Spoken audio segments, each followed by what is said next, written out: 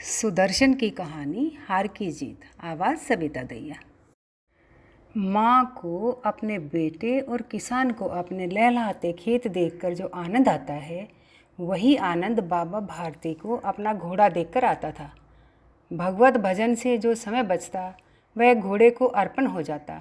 वह घोड़ा बड़ा सुंदर था, बड़ा बलवान। उसके जोड़ का घोड़ा सारे इलाके में न था।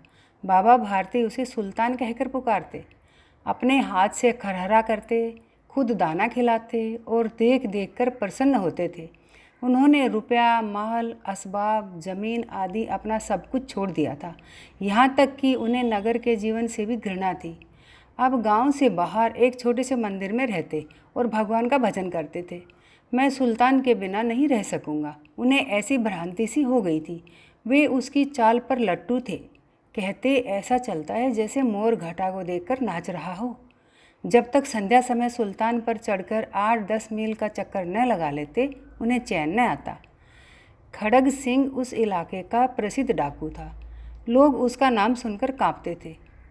होते होते सुल्तान की कीर्ति उसके कानों तक भी पहुंची। उसका हृदय उसे देखने के लिए अधीर हो उठा। वह एक दिन दोपहर के समय बाबा भारती के पास पहुंचा और नमस्कार करके बैठ गया। बाबा भारती ने पूछा, खड़ग सिंह क्या हाल है? खड़ग सिंह ने सिर झुकाकर उत्तर दिया, आपकी दया है। कहो इधर कैसे आ गए? सुल्तान की चाह खींच लाई।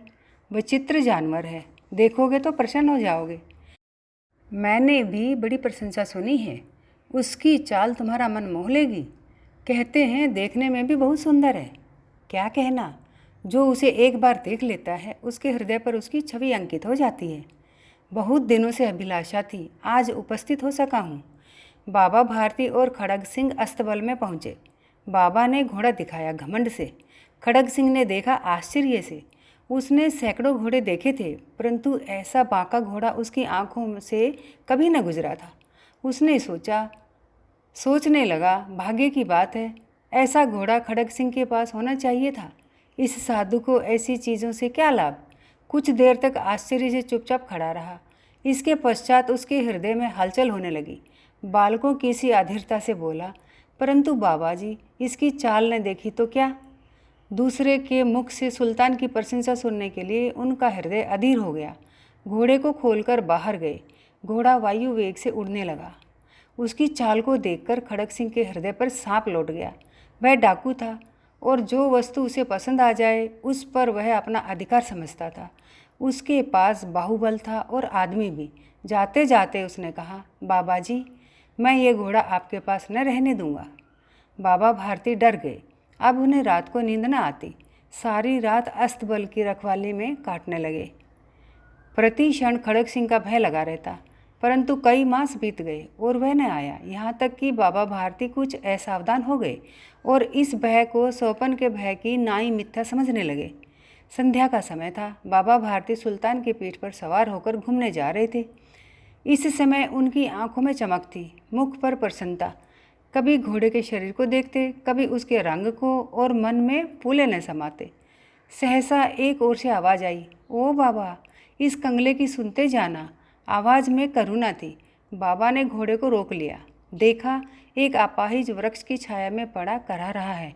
बोले, क्यों, तुम्हें क्या कष्ट है? अपाहिज ने हाथ जोड़कर कहा, बाबा, मैं दुखियारा हूँ, मुझ पर दया करो। रामा वाला यहाँ से 3 मील है, मुझे वहाँ जाना है। घोड़े पर चढ़ा लो, परमात्मा भला करेगा। वहाँ तुम्हारा कौन है? दुर्गा दत्त वैद्य का नाम आपने सुना होगा, मैं उनका सौतेला भाई हूँ। बाबा भारती ने घोड़े से उतरकर अपाहिज को घोड़े पर सवार किया और स्वयं उसकी लगाम पकड़कर धीरे धीरे चलने लगे। सहसा उन्हें एक झटका सा लगा और लगाम हाथ से छूट गई। उनके आश्चर्य का ठिकाना न रहा जब उन्होंने देखा कि अपाहिज घोड़े की पीठ पर तन कर बैठा है और घोड़े को दौड़ाए लिए जा रहा है। उनके मुख से भय, विस्मय और निराशा से मिली हुई चीख निकल गई। वह अपाहिज डाकू खड़ग सिंह था। बाबा भारती कुछ देर तक चुप रहे और कुछ समय पश्चात कुछ निश्चय करके पूरे बल से चिल्लाकर बोले, जरा ठहर जाओ। खड़ग सिंह ने यह आवाज़ सुनकर घोड़ा रोक लिया और उसकी गर्दन पर हाथ फेरते हुए कहा, बाबा जी, ये घोड़ा अब न दूंगा, परंतु एक बात सुनते जाओ। खड़ग सिंह ठहर गया। बाबा भारती ने निकट जाकर उसकी ओर ऐसी आंखों से देखा जैसे बकरा कसाई की ओर देखता है और कहा, यह घोड़ा तुम्हारा हो चुका है। मैं तुमसे इसे वापस करने के लिए न कहूँगा, परंतु खड़ग सिंह केवल एक प्रार्थना करता हूँ, इसे अस्वीकार न करना, नहीं तो मेरा दिल टूट जाएगा। बाबा जी आज्ञा कीजिए, मैं आपका दास हूँ, केवल घोड़ा न दूंगा। आप घोड़े का नाम न लो, मैं तुमसे इस विषय में कुछ न कहूँगा। मेरी प्रार्थना केवल यह है कि इस घटना को किसी के सामने प्रकट न करना। खड़ग सिंह का मुंह आश्चर्य से खुला रह गया। उसे लगा कि घोड़े को लेकर यहाँ से भागना पड़ेगा, परंतु बाबा भारती ने स्वयं उसे कहा कि इस घटना को किसी के सामने प्रकट न करना। इसका क्या अर्थ हो सकता है? खड़ग सिंह ने बहुत सोचा, बहुत सिर मारा, परंतु कुछ समझ न सका। हार कर उसने अपनी आंखें बाबा भारती के मुख पर गड़ा दी और पूछा, बाबा जी इसमें आपको क्या डर है? सुनकर बाबा भारती ने उत्तर दिया, लोगों को यदि इस घटना का पता चला तो वे दीन दुखियों पर विश्वास न करेंगे। ये कहते कहते उन्होंने सुल्तान की ओर से इस तरह मुंह मोड़ लिया जैसे उनका उससे कभी कोई संबंध ही नहीं रहा हो। बाबा भारती चले गए, परंतु उनके शब्द खड़ग सिंह के कानों में उसी प्रकार गूंज रहे थे। सोचता था, कैसे ऊंचे विचार हैं, कैसा पवित्र भाव है। उन्हें इस घोड़े से प्रेम था। इसे देखकर उनका मुख फूल की नाई खिल जाता था। कहते थे, इसके बिना मैं रह न सकूँगा।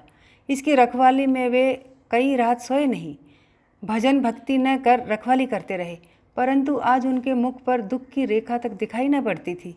उन्हें केवल ये ख्याल था कि कहीं लोग दीन दुखियों पर विश्वास करना न छोड़ दें। रात्रि के अंधकार में खड़ग सिंह बाबा भारती के मंदिर पहुंचा। चारों ओर सन्नाटा था। आकाश में तारे टिमटिमा रहे थे। थोड़ी दूर पर गांव के कुत्ते भौंक रहे थे। मंदिर के अंदर कोई शब्द सुनाई न देता था। खड़ग सिंह सुल्तान की बाग पकड़े हुए था। वह धीरे धीरे अस्तबल के फाटक पर पहुंचा। फाटक खुला पड़ा था।